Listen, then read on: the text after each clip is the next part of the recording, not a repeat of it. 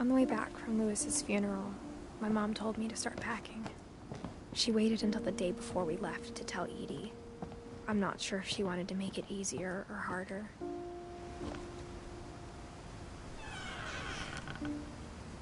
I wish we'd stayed.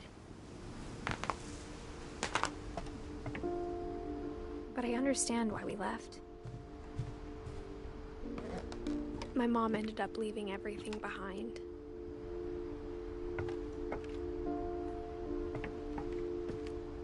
What happened that night had been coming for a long time. Maybe it should have come sooner.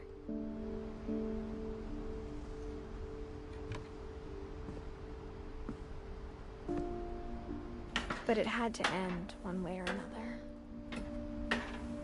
All that's left now is to tell you about that last night.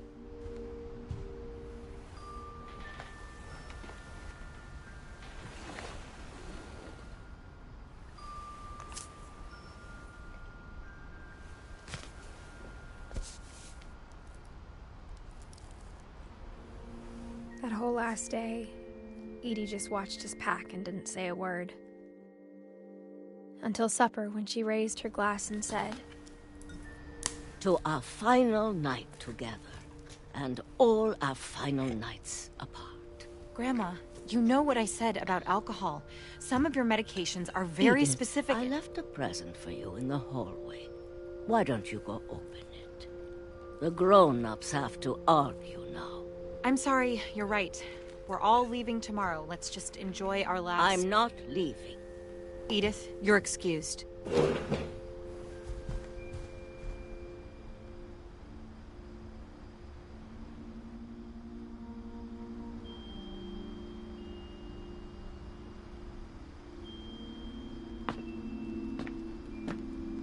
The power had been shut off that morning, but Edie always had plenty of candles.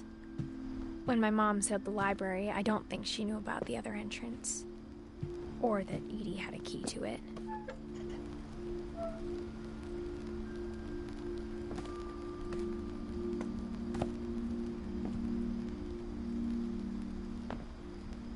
That thing you're afraid of isn't going to end when you leave the house.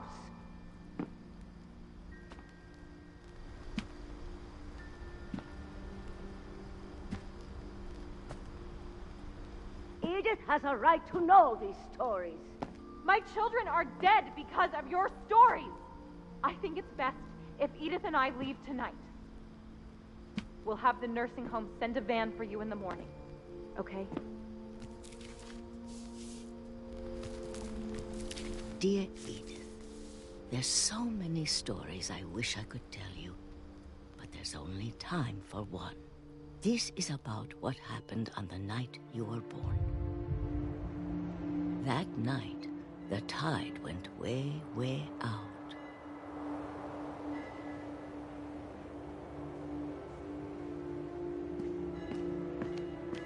It was the first and last time I ever saw the old house aground. There'd been an earthquake out in the middle of the ocean.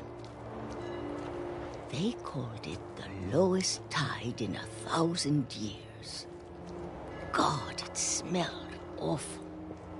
You know, I've seen that house every day of my life. But I never thought I'd go back to it.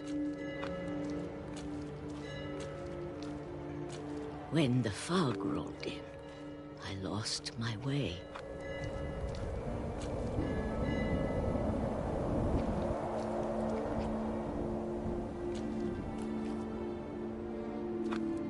I got turned around.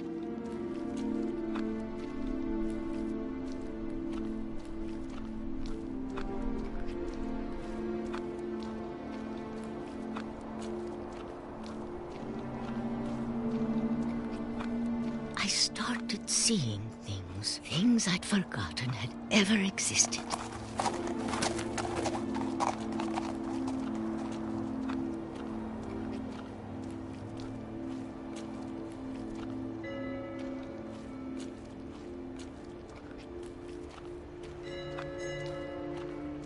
But when I saw them, they night, a lot of things came back to me. Or maybe I came back to them.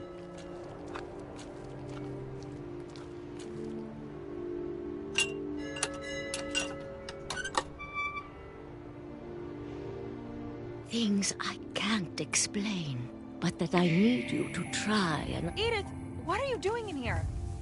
It's mine. Edith! Mom, you're gonna rip it! Let go! I kicked and screamed, but Mom dragged me to the car. I never saw Great-Grandma Edie again. The next morning, the van came to pick her up, but she was already gone. After that, we moved around a lot.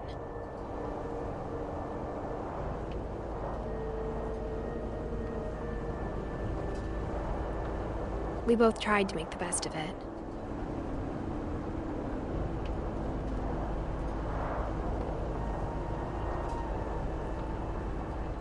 A few years went by.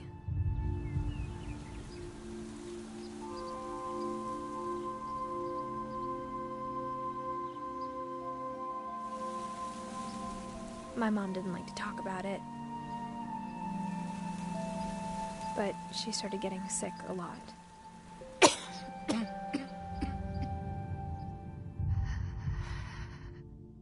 She got better for a while, and then she didn't. And then I was alone. The last Finch left alive.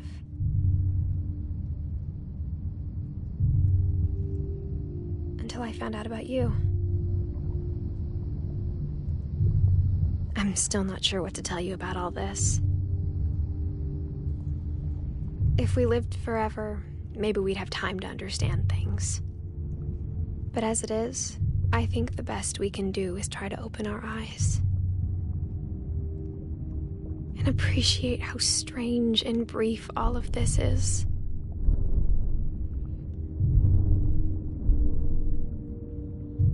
This journal was supposed to be for you. But now I hope you'll never see it. I just want to meet you and tell you all these stories myself. But I guess if you're reading this now, things didn't work out that way.